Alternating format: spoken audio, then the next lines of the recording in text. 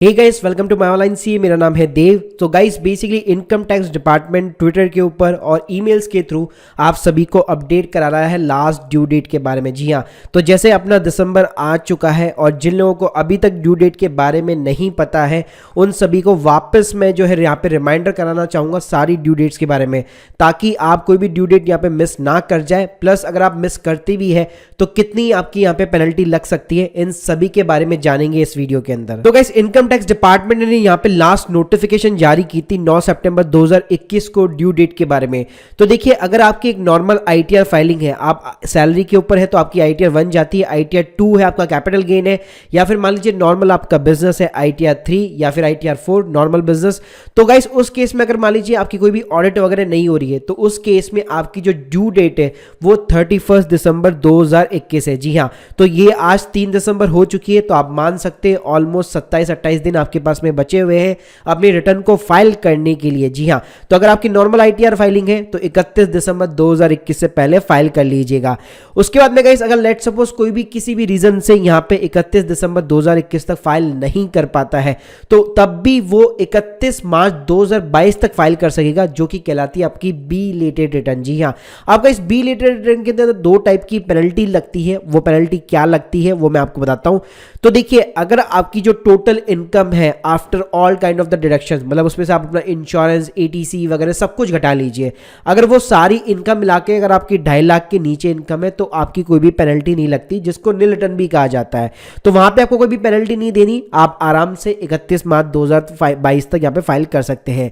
लेकिन वहीं पे अगर मान लीजिए आपकी इनकम 2.5 लाख से ऊपर है लेकिन 5 लाख के नीचे है, जी हाँ, तो उस केस में भी आपका कोई टैक्स तो नहीं लगेगा एटलीस्ट, लेकिन हाँ यहाँ पे आपको 1000 रुपए की पेनल्टी देनी पड़ेगी। इसका मतलब क्या हुआ, अगर मैं 31 दिसंबर तक 5 लाख तक की इनकम दिखाऊंगा तो कोई भी टैक्स नहीं पे करना पड़ेगा और रिटर्न आसानी से फाइल हो जाएगी। लेकिन जैसे ही 31 दिसंबर के बाद में फाइल करूंगा तो टैक्स तो पे नहीं करना पड़ेगा, लेकिन 1000 रुपए की भाई पेनल्टी मुझे यहाँ पे गवर्नमेंट को देनी पड़ेगी। उसके बाद में गाइस अगर मान लीजिए आपकी जो टोटल इनकम है after all kind of the deduction अगर मोर देन 5 लाख रुपीज है तो उस केस में आपका टैक्स तो बनेगा ही बनेगा, और उसके साथ में हैवीली यहाँ पे 5000 रुपए की यहाँ पे पेनल्टी लग जाती है। तो भाई जिनकी 5 लाख के ऊपर है उनको तो मैं सभी को यही एडवाइस करूंगा कि 31 दिसंबर से पहले यहाँ पे फाइल कर ले, ताकि सिर्फ आपको टैक्स पे करना ना पड़े, टैक्स पे करना पड़े और ये 5000 रुपए की जो पेनल्टी है वो आप लोगों की यहाँ पे सेव हो जाए। उसके बाद में गाइस बात करते हैं रिवाइज रिटर्न की। तो देखिए क्या होगा, अभी जैसे रिसेंटली आप सभी को पता है कि इनकम टैक्स पोर्टल के ऊपर एआईएस यहाँ पे लॉन्च हो रखा है। तो हो सकता है कई लोगों ने जो रिटर्न फाइल की हो अपनी 26 एएस को देख के की हो, अब एआईएस के अंदर कुछ एडिशनल इंफॉर्मेशन आ रही है और वो चाहते हैं कि अपनी रिटर्न रिवाइज करना।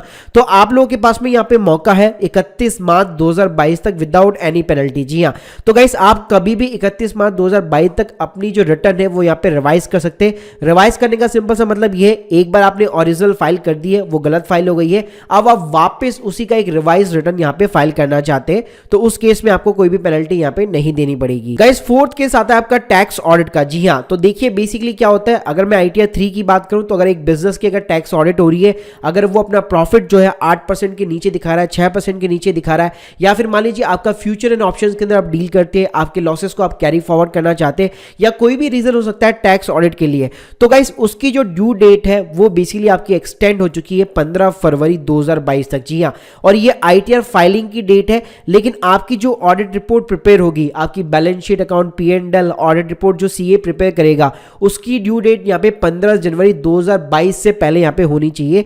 रिटर्न चाहे आप भले ही 15 फैब तक यहाँ पे फाइल कर सकते हैं। तो अब बात करते हैं कि आखिर क्या चांसेस है कि गवर्नमेंट एक्सटेंड कर सकती है इन सभी ड्यू डेट को वापस as per the last year experience.